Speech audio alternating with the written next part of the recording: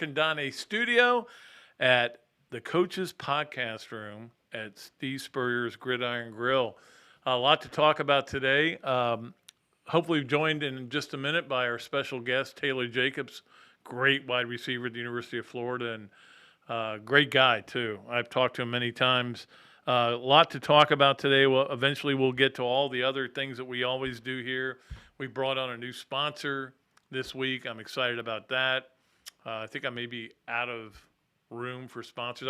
I have one more in the works, but the good thing is all these sponsors that we have not only are excited about the podcast, they're excited about being a part of it, and we can do kind of fun things with them. And I think that's been our strength of this podcast as we go forward.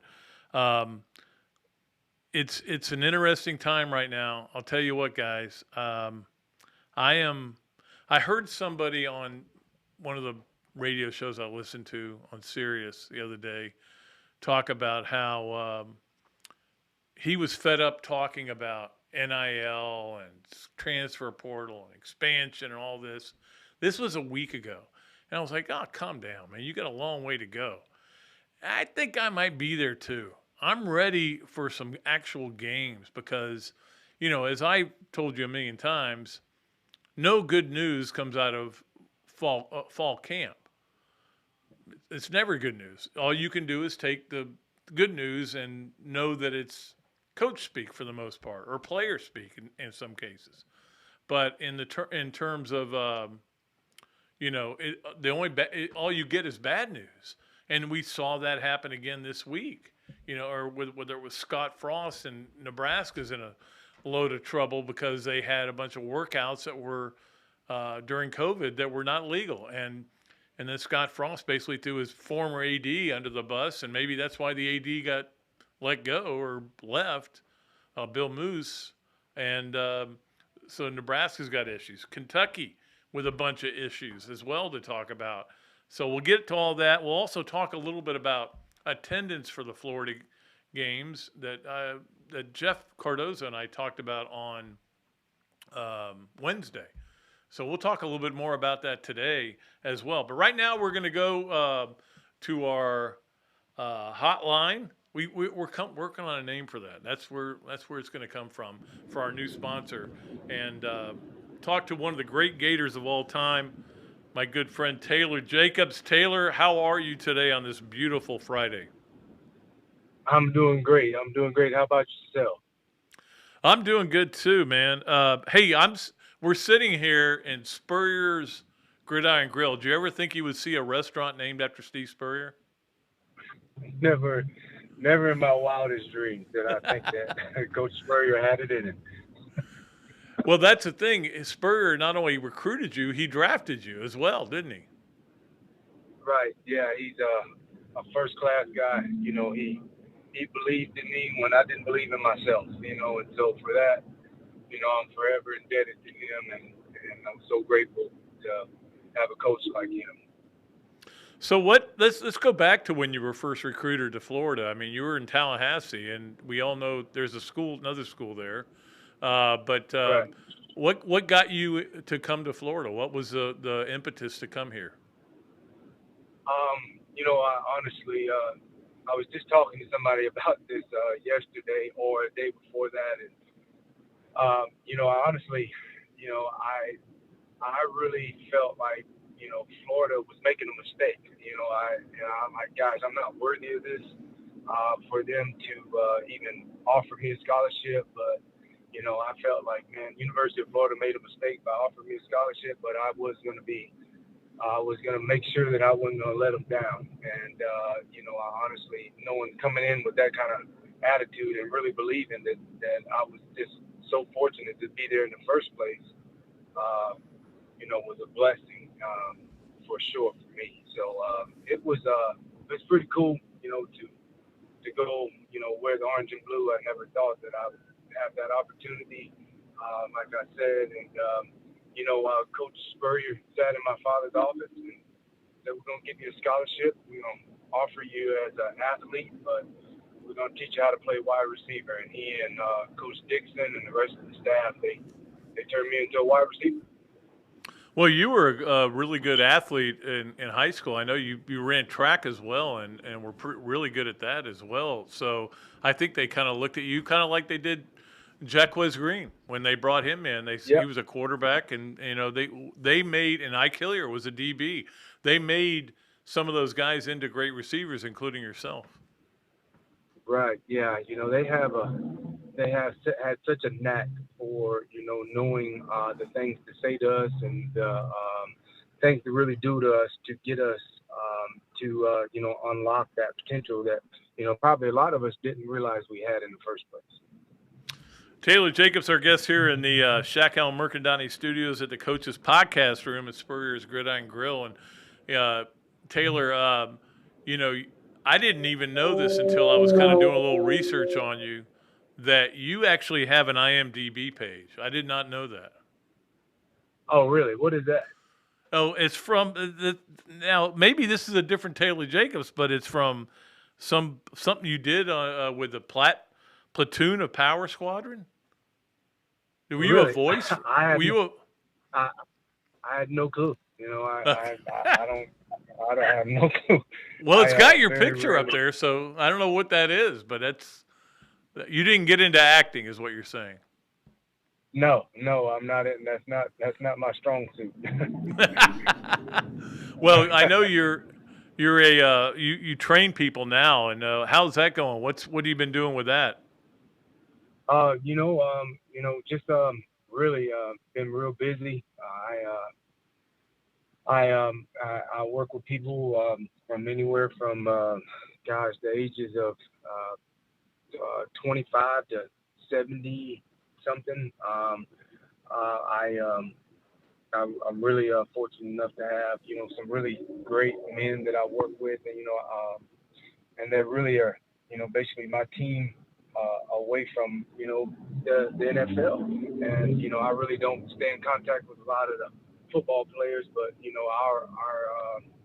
our brotherhood is we don't have to talk to each other every day to know that at the drop of a dime we can call each other. But I really enjoy working with guys. I got a bunch of guys that I work with on a day-to-day basis that keep me grounded, and so business is good.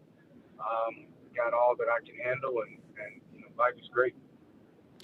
It was kind of ironic as I'm looking at my Facebook page, or I think it was on Twitter last night, and they had an old feature that ESPN had done about you and Jabbar and the late Rashay Caldwell, and you all had nicknames, and your nickname was Zeus. Where did that come from? Because I think I was the most raw out of all of them. Jabbar, came in as the only pure receiver in my recruiting class. Him and Elgin Hicks.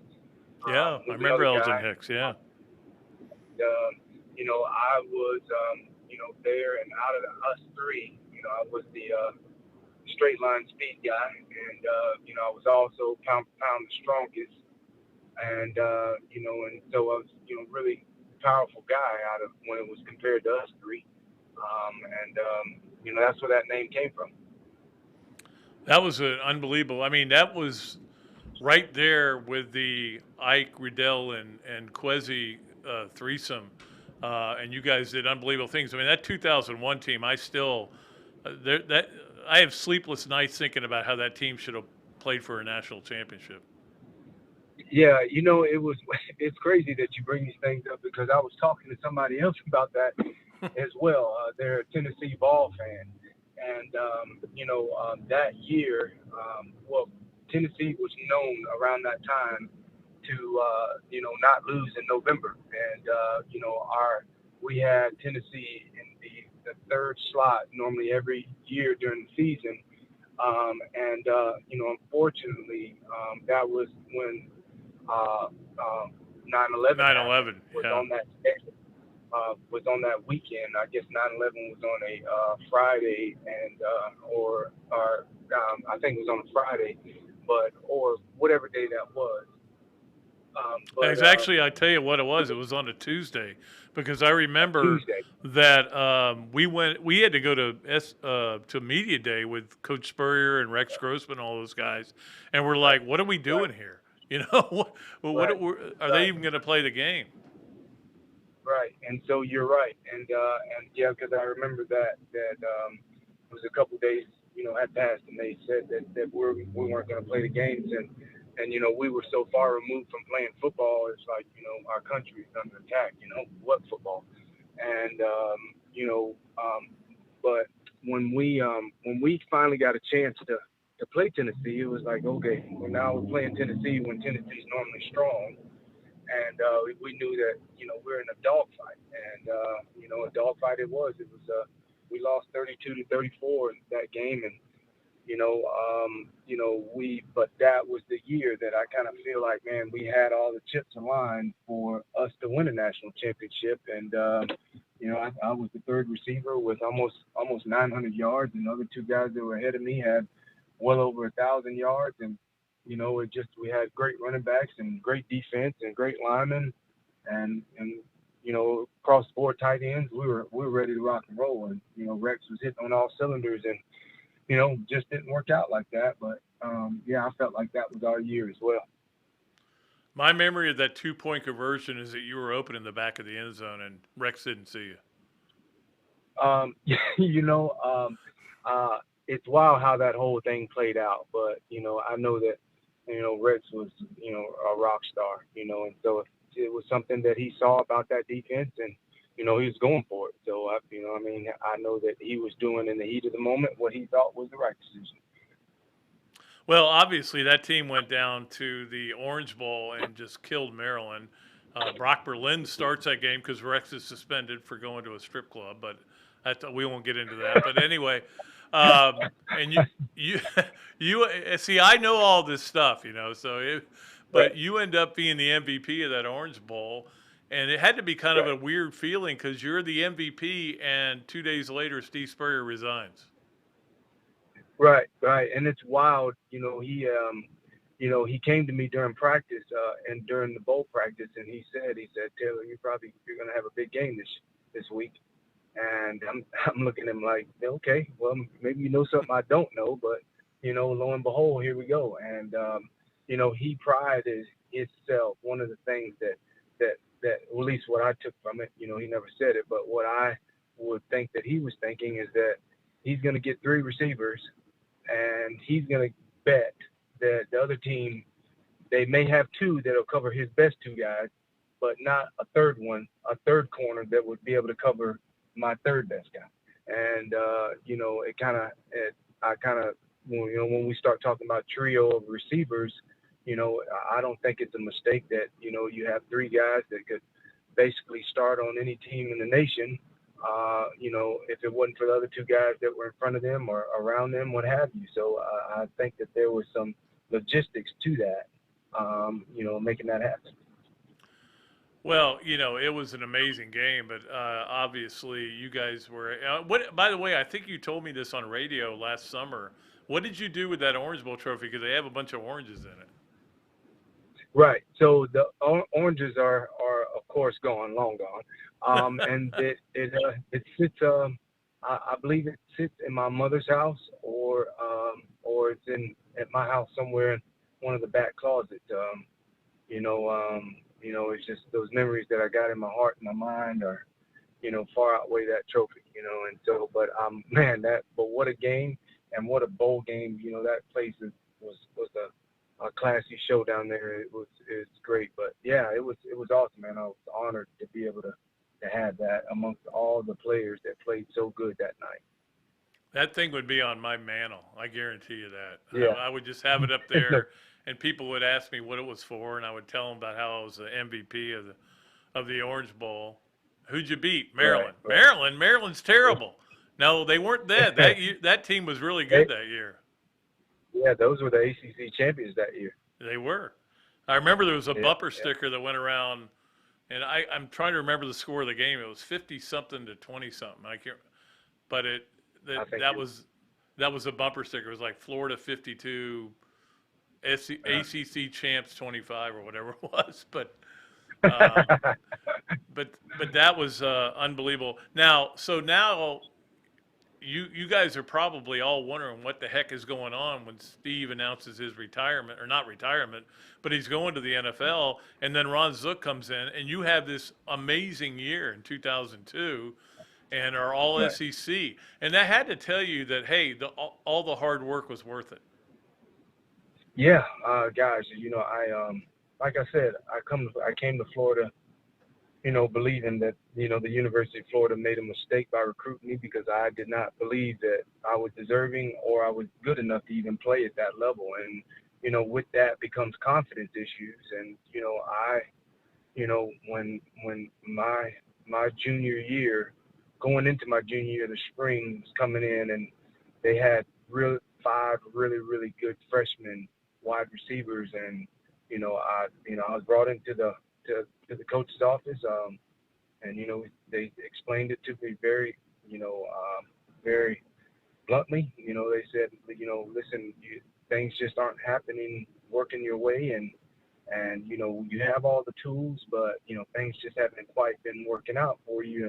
And I had a disappointing sophomore season, and I was pushed into a position that I wasn't ready. I just wasn't ready for it. I didn't have the faculties to be a wide receiver, a pure wide receiver yet. And, I was going to be put at the bottom of the depth chart. Well, when you kind of get pushed up against the corner, well, which way do you have to go? No other way than to either ball up or come out and give it your best shot. And who cares if you fail? I mean, you can't go any further lower. You're at the bottom of the depth chart. And, that spring coming into my junior year, I just let it all hang out. It's like, hey, listen, I'm going to go out here and get comfortable in uncomfortable situations. And if it makes me comfortable, I'm not going to do it. And if it makes me uncomfortable, by God, I'm going out here and I'm doing it.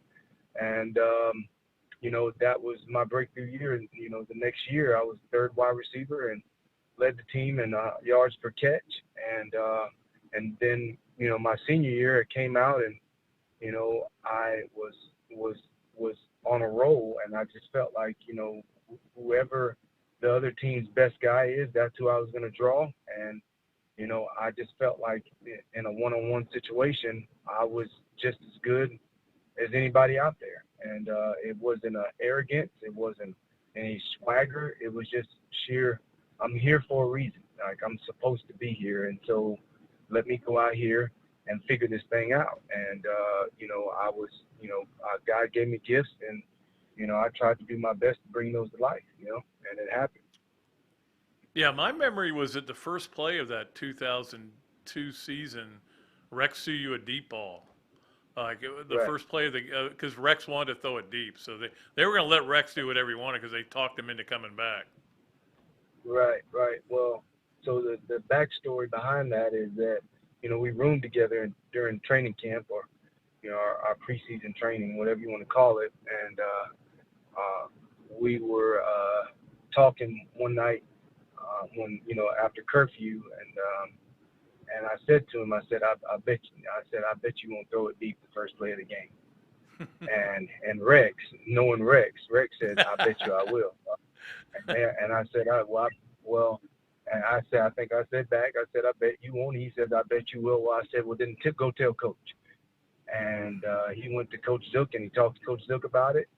And, first play of the season, Coach said that it was okay.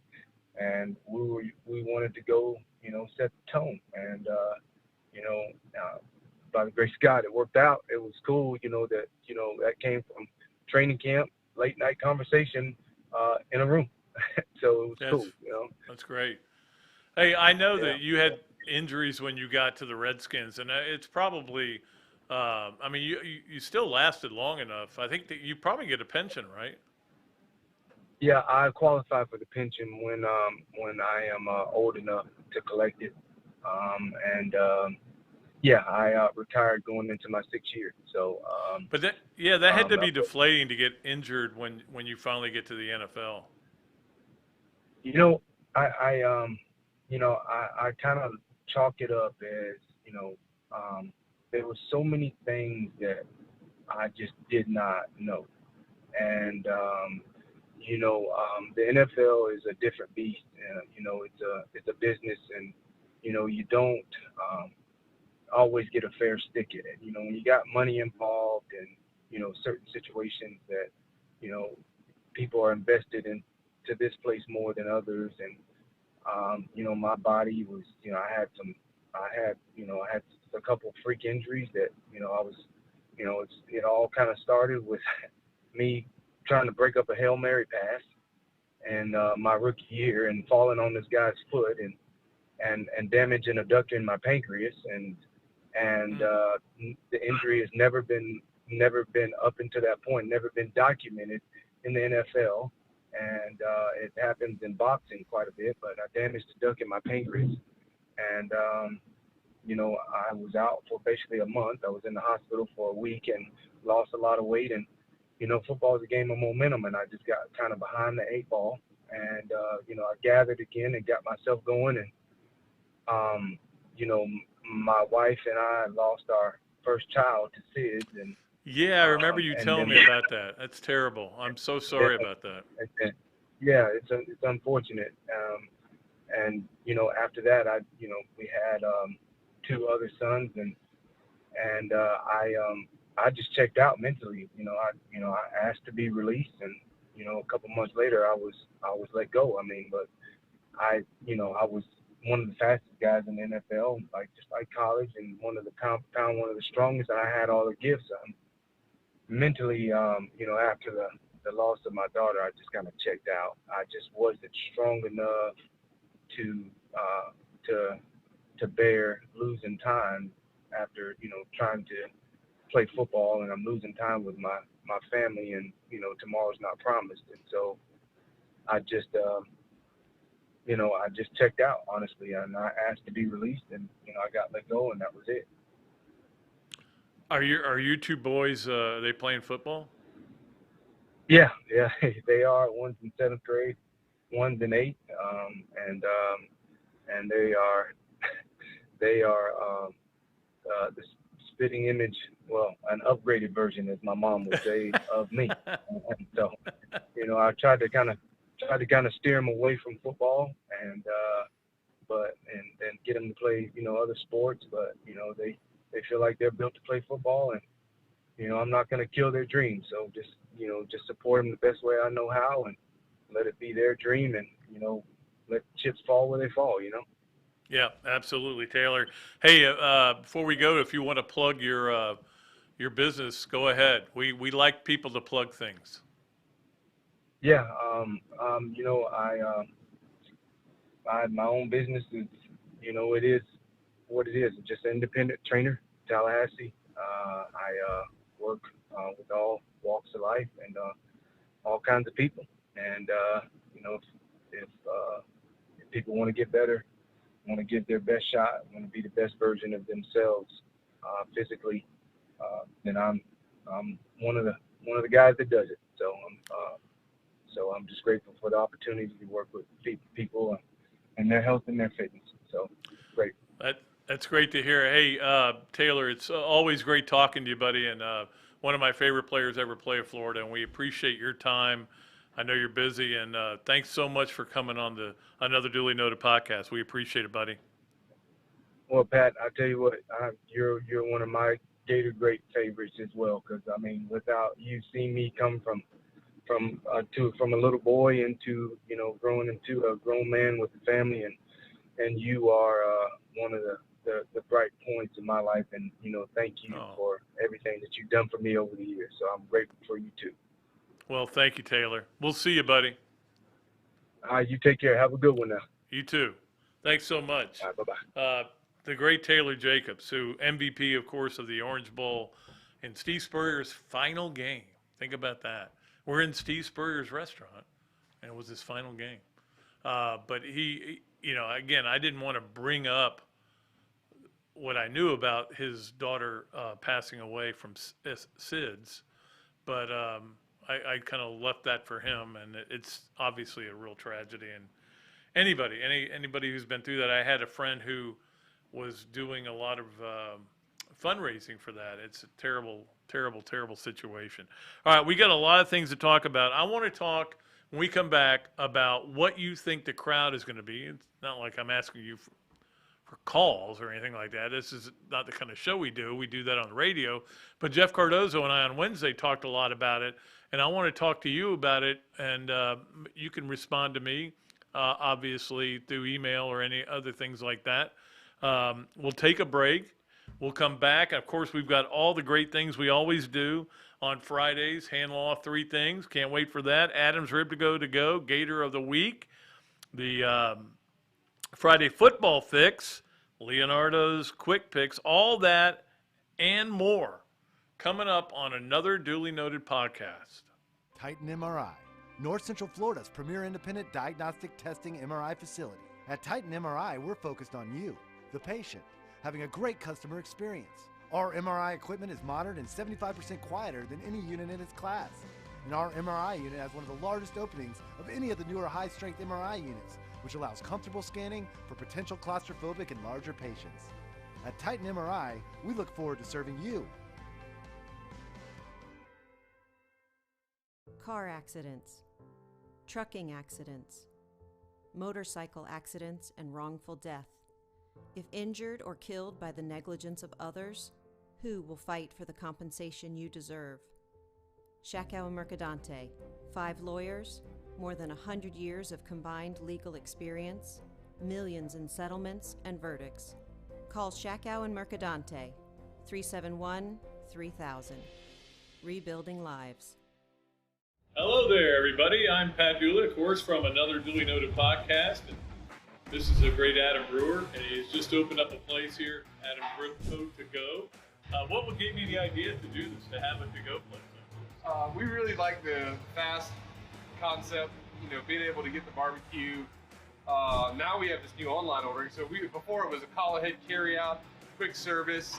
We have like a curbside kind of a deal where everything's ready to go for you. And then we thought, wow, we have a really great dine-in concept, but how can we make this streamlined for the customer and make it easy and accessible for all parts of town? Adam's Rib Co. to go. Come on down and enjoy it. This is Pat Dooley encouraging you to become a member of the Gainesville Quarterback Club, the oldest organization anywhere dedicated to Gator football. The club meets weekly during football season with an impressive list of speakers, including Bobby Stoops, Bill Fulmer, Steve Spurrier this year. Meetings are held at the Best Western Gateway Grand, and they have a special offer for you. The first 3 meetings you can attend for only $100. Believe me, this is a bargain, and trust me, you'll have a good time. Get off the bench, and it's time to score for the Gators by joining the Gainesville Quarterback Club.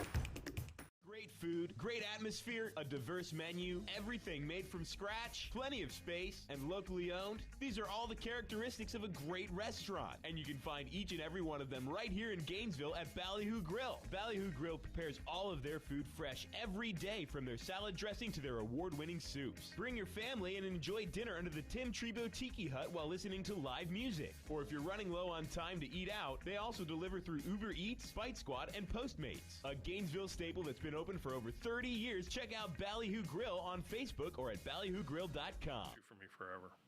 All right, welcome back to Another Duly Noted Podcast. Appreciate everybody if you're clicking on to us on YouTube or Facebook Live. Every time I give a speech all around this great state of ours. In fact, I'm actually going out of state at some point. I'm going to go to Savannah and give a speech. People are always telling me how they love the podcast, so that's great to hear. I appreciate that, and we've been able to secure sponsor after sponsor, people coming up to me and wanting to get involved. In fact, we just brought on a new sponsor, NIL Sports Partners, which they deal in name, image, and likeness. So we talk about NIL all summer now. We've got a sponsor that's going to be involved. We appreciate Mark Zamora for being involved in that. He was at the quarterback club meeting the other night and came up to me, handed me his card. I want to be involved. So great. We love that.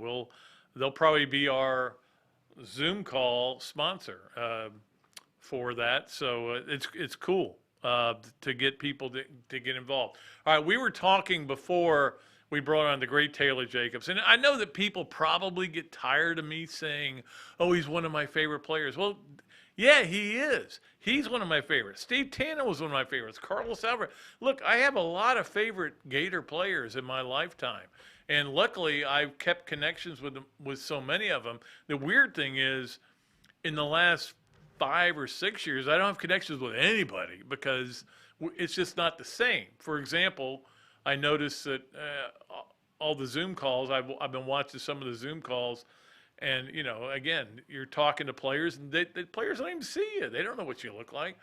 But I've been working on this other thing for the Florida University of Florida Alumni Magazine, which is a Where Are They Now? I've been talking to all these great athletes, you know, going back. Most of them are in their 40s to 50s, to what they're doing now, and just, you know, the relationships we still have. I've got most of their phone numbers, so it's really cool, and I love it very much. I did want to talk though about a little bit about what I talked about before, which was how I'm ready for college football, and we all know that. Nobody is going, oh, Pat Dooley doesn't like. Of course, I'm a nerd, a college football nerd. I can't wait for it, but I'm at that point where I can't remember who it was the other day. It might have been Ben Hartsock on Sirius FM radio, who was Sirius XM, not Sirius FM, who was talking about how he was sick of talking about this. This was a good 10 days ago. Now I have reached that point. I am tired of talking about this stuff that we've been dealing with all summer, and it continues. There's a big story today about how they're going to announce this alliance between the Pac-12, the Big Ten, and the ACC. They're going to announce exactly what they're going to do. And I'm like, I don't care. You guys already can't be the best conference. If you even combined all of you, you couldn't be the best conference. The SEC's dominating. So I'm ready for football. And the funny thing is, look, we're a week away. We're a week away from a Friday where you have football to look forward to the next day. And then I started thinking about it. I go, are you really that excited about Nebraska, Illinois? Well, I'll watch it. I will be interested in it. It's about the only really good game that day. There are a couple of other games, but look, we all know it's the following weekend that is the great weekend, and it starts on a Thursday and it goes all the way through Monday. It is usually the best weekend of the year, although it doesn't mean, and that's the great thing about college football, that the NFL doesn't have. The NFL's got everything else. I mean, they are the king. Nobody's questioning that. They rake in the most money.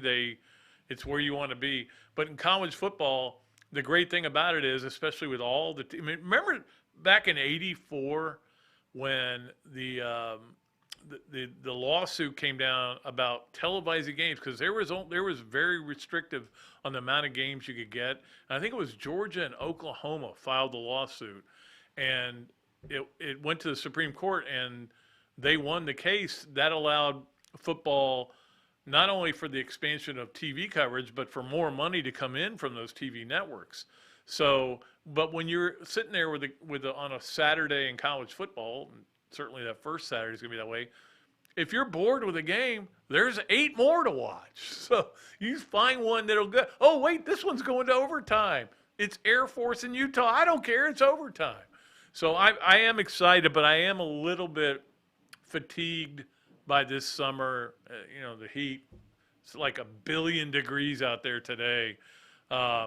It's funny because it rained all of July, and I kept going, God, I wish it would quit raining. I want to dry out the golf courses. Now I'm like, I wish it would rain. We'll cool things off. Because I always want what I don't have. But I wanted to talk just real quickly about the attendance issue that we talked about Wednesday on the tailgate. And my feeling is, like Jeff was saying, and he may be right, that he thinks there'll be 85,000 people in the Swamp for the opening game. And I'm like, I think it'll be 55 or 65 maybe. Because people are still worried and they're still concerned.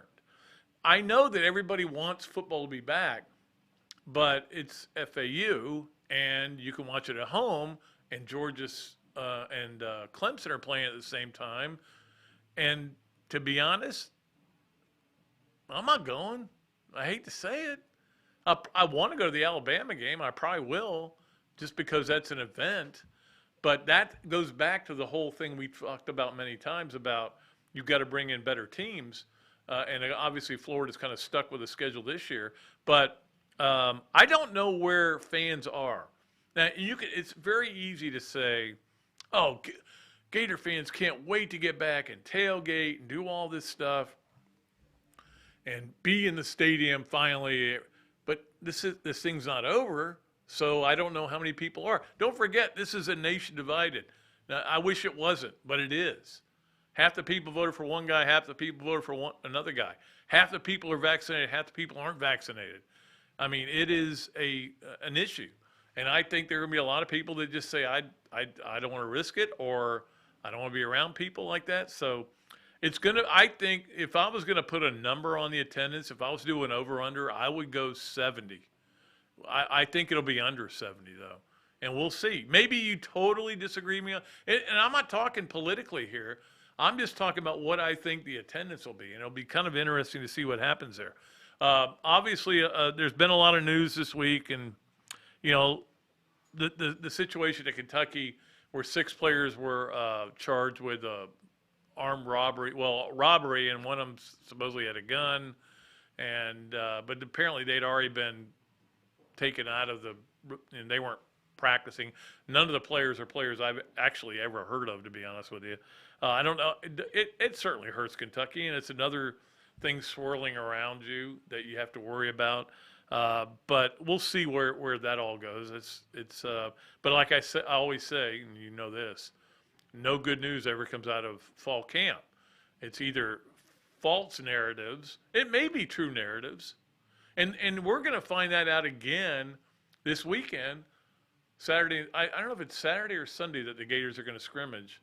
But whoever scrimmages and whoever plays well, all of a sudden the narrative, and again, we can't watch it, but somebody will be watching it, and somebody will tweet about it, and somebody will comment about it, and then we'll all go, oh, look at what's going on here. I just want to see these guys play games, and then I'll know exactly what is going on there. So we'll see what happens with that. All right, we've got a lot of things to get to here at the Shack Al Mercandani Studios at Coach's Podcast Room in Steve Spurrier's Gridiron Grill. By the way, one of our sponsors, and I told them I would mention this, Ballyhoo Grill, love the people there. We were there the other day. They're looking for people to work, as everybody is. It's a really tough situation in this climate that we're dealing with, but I told him I would mention that they are really looking for people. They were packed the other night, but I mean, it's tough, and it's the same way it's been here, where they're packed all the time. But getting people to work is really hard. So if you're watching this, you need a job, you can call either one, right?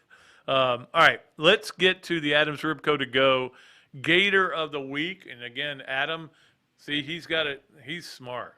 He has a to-go place. So guess what? You don't need that many people to work there. And that is, it's an unbelievable place. We talked about it last week, how I went in there and got some ribs the other day, and they were just unbelievable. Adams Ribco to Go Gator of the Week. It's not an athlete. It is a friend of mine, Anne-Marie Rogers, who today had the pool at the Exact Tech Arena named after her. And we knew this was coming, but today was the ceremony. One of the greatest people I've ever known. Loved her to death when she was, I still love her. I mean, I don't want to make it sound like she's passed away, but yeah, no, she's a great person. In fact, last time I saw her was right here at Spurrier's Gridiron Grill, and, it was a couple of weeks ago. And just a tremendous person. So much to do with the success of Florida's women's sports at the University of Florida. Was the athletic director in charge of women for a long time and did a tremendous job. And today they named the pool after her there at Exact Tech Arena. And I'm so happy for her. Certainly deserving. There's no question about that. So Anne-Marie Rogers is our Adams Ribco to Go Gator of the Week. If something had happened better in soccer, it might have been a soccer player, but Anne-Marie Rogers is our Adams Ribco to Go Gator of the Week here at the Shack Al Mercandani Studios. All right, we mentioned the NIL sports partners that are coming aboard. We appreciate them. We're working on a couple other things. But, we have a lot of things still to get to, as we always do on Friday. Let's go with the hand law 3 things. And again, I left the paper at home, but hand law, it works in government, and it's a Jacksonville consultation firm, and hand.law. That's it. Again, Chris, I'm sorry. Here's what I'm gonna do. I'm gonna tattoo it onto my arm so that I can just read it. Hand.law. Okay? But we appreciate Chris Hand so much. Number 1, kudos to Grace Rayner. You don't know Grace Rayner? She's never been on the show. I'd like to get her on the show sometime, and we'll try to do that. But Grace Rayner was given the 2nd annual Rising Star Award, named after Edward Ashoff. Edward Ashoff, I can't believe he's gone still to this day. It's depressing as hell, to be honest with you, that he's not with us anymore.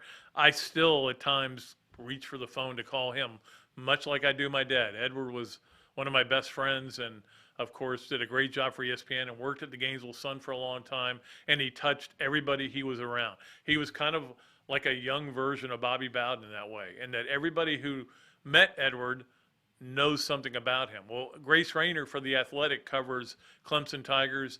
Just want to congratulate her, and we'll hopefully at some point during this year get her on the show. I don't know her, but here's what I know: if she won that award, she is special, because Edward was one of the most special people I know. My daughter actually has one tattoo, and it says AE, and it stands for Awesome Ed, because that's what she used to call him. She gave him that nickname. I'm welling up a little bit here, and I apologize for that. All right, number 2. We are officially underway in sports at the University of Florida, because last night Florida played soccer. So that kicked everything off. They lost 2-1. USF's a top 20 team, and obviously their new coach is dealing with trying to figure out how to get things going. But they did not. I mean, you lose 2-1, and that's soccer. Tony Amato knows that he's got a lot of work to do there. Volleyball actually has their fan day Saturday and their orange and blue scrimmage, and then they start on the 27th. They are out on the West Coast, and volleyball is going to be really interesting. They're ranked number 6 in the country. They closed the season against Kentucky, which is, of course, defending national champs, which was a stunner in a lot of ways, just that they did that. So it's really cool that we're actually doing sports right now at the University of Florida, because, I mean, look, they did play games last year, but nobody could watch them and everything. We all know what we've been through. And finally, number 3 on the hand law 3 things. I was speaking to the Jacksonville Quarterback Club last night, and it reminded me of a story, because a woman stood up and asked me about the tight ends position now that there's no Kyle Pitts. And I mentioned, of course, Kamori Gamble, who will be the starter likely. And then I said, I'm in Jacksonville. You better mention Nick Elksinis, who is a freshman, and everybody tells me is unbelievable and has had a great camp, and raving about him. And it reminded me, and because she came up to me afterwards and goes, the reason I asked about the tight ends is I'm Nick's grandmother. And it reminded me about one time when I said something about a player at a Gator Club meeting a long time ago, not that long ago, 10 years ago maybe. And I wasn't like, I just said he was too slow to play in the SEC, and that was part of their problem. And they came up to me afterwards and go, this is the first meeting his mom hasn't been to. Ooh. I'm like, oh, God, thank God and goodness for that. So this is a funny story. So I'm speaking to the same Jacksonville Quarterback Club a couple of years later, and I tell the story about this player. And I'm not going to mention his name because I don't want to throw him under the bus 3 times, okay? But I mentioned the player, and I talk about how I said he was too slow to play in the SEC, and it turned out his mother wasn't there, thank goodness. I look to my left, and there he is, standing right in the hallway, looking at me with just piercing eyes. So I covered myself last night, although I have heard great things about Nick Elksinis. So I don't even know if I pronounced his name right. eventually you'll know it. I think he's going to be a great player from everything I've heard. But again, we don't get to watch practice. We don't get to watch scrimmages. We have no idea. So that is the hand law of three things, again, here from the Shackow Mercandani Studios at the Coaches Podcast Room in Steve Spurrier's Gridiron Grill. We will take a break right now. We still have the Leonardo's at Millhopper Quick Picks. We still have the Friday Football Fix to go here on Another Dooley Noted Podcast. And I think that's all we have left to do. Yeah, I think that's it. So we'll get to that when we return. Hope you guys enjoyed that Taylor Jacobs interview. He's really I like that guy so much. And the story about losing his daughter to SIDS is just heartbreaking, and how he checked out, as a football player when that happened. You can certainly understand that. But he was a great player at the University of Florida, especially that 2001 Orange Bowl kind of launched that 2002 career when he was first team All-SEC at the University of Florida. All right. By the way, on Monday, we're going to talk about the raffle they have going for the Rising Stars thing with Jan Richards. I think it's going to be Jan. It's either going to be Jan or Wayne Hogan, one or the other. I got to check on that. And then we're also going to talk to Josh Kendall from The Athletic, who had a great interview with Greg Sankey the other day. And I want to talk to him about that and what he thinks about whether or not we're going to get to this 12-team playoff, which seems like was a done deal. They can't walk it back. It's done. We're going to be a 12-team playoff. It'll probably be 2006, 26. If it's 2006, it'd be a whole nother story. 2026, or maybe 2025. And now you keep hearing all these things, especially with this alliance that's forming, that we may not go to that. And I'm like, wait a minute. You were promising me more games. Now you're not going to do that. It makes me mad. So we'll talk to him about that Monday. All right, so got to take a break. We still got to get one more break in, and then we'll return on Another Dooley Noted Podcast. Titan MRI, North Central Florida's premier independent diagnostic testing MRI facility. At Titan MRI, we're focused on you, the patient, having a great customer experience. Our MRI equipment is modern and 75% quieter than any unit in its class. And our MRI unit has one of the largest openings of any of the newer high-strength MRI units, which allows comfortable scanning for potential claustrophobic and larger patients. At Titan MRI, we look forward to serving you. Car accidents, trucking accidents, motorcycle accidents, and wrongful death. If injured or killed by the negligence of others, who will fight for the compensation you deserve? Shackow and Mercadante, 5 lawyers, more than 100 years of combined legal experience, millions in settlements and verdicts. Call Shackow and Mercadante, 371-3000. Rebuilding lives. Hello there, everybody. I'm Pat Dooley, of course, from Another Dooley Noted Podcast. And this is a great Adam Brewer, and he's just opened up a place here, Adam Brewer To Go. What would give you the idea to do this, to have a to-go place? We really like the fast concept, being able to get the barbecue. Now we have this new online ordering. So before it was a call ahead carry out, quick service. We have like a curbside kind of a deal where everything's ready to go for you. And then we thought, wow, we have a really great dine-in concept, but how can we make this streamlined for the customer and make it easy and accessible for all parts of town? Adam's Ribco To Go. Come on down and enjoy it. This is Pat Dooley encouraging you to become a member of the Gainesville Quarterback Club, the oldest organization anywhere dedicated to Gator football. The club meets weekly during football season with an impressive list of speakers, including Bobby Stoops, Phil Fulmer, Steve Spurrier this year. Meetings are held at the Best Western Gateway Grand, and they have a special offer for you. The first 3 meetings you can attend for only $100. Believe me, this is a bargain, and trust me, you'll have a good time. Get off the bench, it's time to score for the Gators by joining the Gainesville Quarterback Club.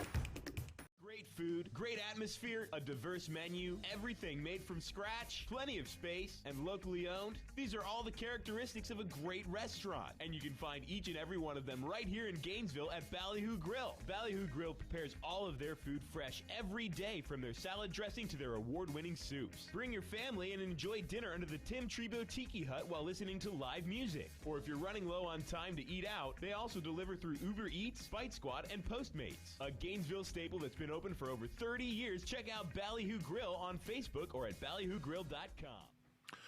Okay, welcome back to another Dooley Noted Podcast presented by Titan MRI from the Shackout and Mercandone Studios at the Coaches Podcast Room in Steve Spurrier's Gridiron Grill. And appreciate all of our sponsors. Believe me, I sometimes I'm humbled by how great they are. I hope you heard our interview with Taylor Jacobs, and hope you have enjoyed the podcast. It's funny, I ran into a guy in the store today that was talking to me about, man, I love your podcast. It's so great.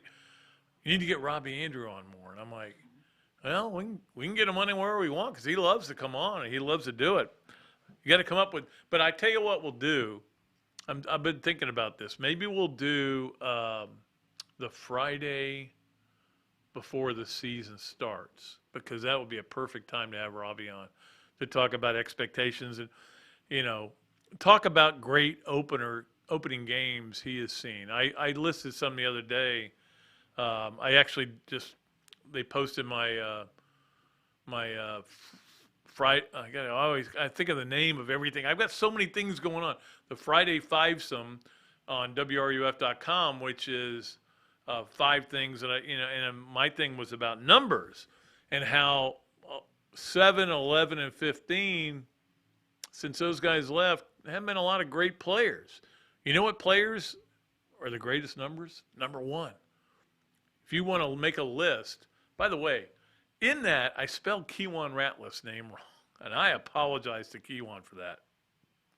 Nobody caught it. I didn't catch it. Too late now. All right. I've been very busy lately. For a guy that's retired, I've been really busy. All right, it is time for our Friday football fix. And next week, our Friday football fix will change. This will be the last one of them. Because next week, it'll be the games of the week. And what we're going to do, and again, Friday football fix is sponsored by Hesser and Kipke, a Gainesville law firm that specializes in family law and workers' comp. And they will be the sponsor of our games of the week. And what we'll do is we'll highlight a high school game, SEC game, or a college game. Yeah, but now it'll be an SEC game and then a national game. We'll do something like that, games that we want to talk about. Also sponsored by the Gainesville Quarterback Club, which we had a great meeting Tuesday with Ben Troop. They don't meet this week, but then next week is when they start that deal where for $100 you get to go to the first 3 meetings. Laura Rutledge will be the speaker then, and she'll be tremendous, as we all know, and it'll be a lot of fun. Laura, of course, has been on this show and will be on this show again as we go forward. But yeah, it's a pretty good deal. So they meet not Tuesday, but the following Tuesday, and I look forward to being there and speaking to them. I will tell the story here eventually that Spurrier told me the other day that I don't want to give away too much because I use it for my club meetings, you know what I'm saying? All right. All right, Friday football fix. Again, here in the Shackout Mercandone Studios, presented by Hesser and Kipke and by the Gainesville Quarterback Club. All right, here's some spreads. Anybody want some spreads? First weekend of the season. Not only the first weekend, but we'll go into Thursday. Nebraska is a 6.5-point favorite over Illinois. The game's at Illinois. Again, my enthusiasm for that game has waned, and maybe it's because Nebraska's been cheating. They got all kinds of problems. But I'm going to watch it. Look, I'll get back into it. I've kind of gotten that summer blues thing going. But Nebraska's a 6.5-point favorite. They actually opened at 9. And I wonder if, or 9.5. I wonder if maybe some of that is because of all the controversy going on. You wonder if they're going to be distracted by it. number of things. Some guys have transferred out. If it dropped there, neither team's any good. That's the bottom line. I got a feeling you're going to see a sloppy game in that one. The other game that is on that's worthwhile to watch, I don't know if it's worthwhile to watch, but on next Saturday, is Hawaii-UCLA. Hawaii is a 17-point underdog. It was 11. For some reason, all the money is going on UCLA. UCLA may kill them. But let's talk about some games that are on the following Thursday night, September 2nd. Of course, 2 days before the Gators open. UCF is a 5-point favorite over Boise State. The game is at the Bounce House down there in Central Florida. Boise State, I don't know how it's kind of weird. I don't know how good Boise State's supposed to be this year. I'm not an AP voter, and that kind of keeps me from researching everybody. Like when you're an AP voter, if you're not researching all the teams and how good they're going to be, then you're not doing your job, even though you don't get paid for it. But since I'm not an AP voter this year, I haven't really paid much attention to whether they're any good or not. But they're 5-point underdogs to UCF, and UCF's supposed to be good but not great. NC State, and this is why the only reason this game is significant, is an 18-point favorite at home against USF. Now, USF obviously is Florida's second opponent, so we'll pay attention a little bit to that game. And to me, this is, again, we're not going to get to the lock of the week yet because we're still trying to get that sponsored.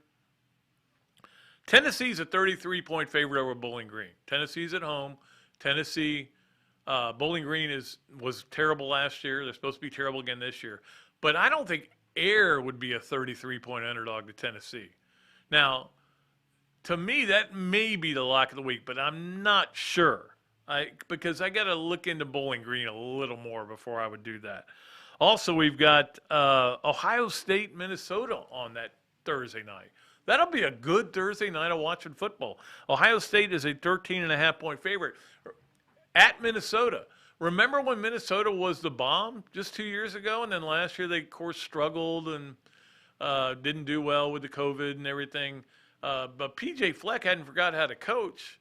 It seems like a lot of points, so maybe that'll be the lock of the week. We'll wait till we get to that point. All right, and finally here at the Shackhouse Mercandani Studios, we will do our final thing of the day, and I hope you guys have enjoyed the show. We'll be back Monday with another one. As you know, the Leonardos at Millhopper Quick Picks. We did have a lot of people qualified for the new picks. And by the way, I did get Charlie Cowan his package. He got it yesterday. He was very happy. Had some great stuff in it, including a $25 gift certificate at Leonardo's, some other gift certificate, some swag, all kinds of cool stuff. So you need to get in this because I'm doing a good job of putting stuff together to get to the winners each week.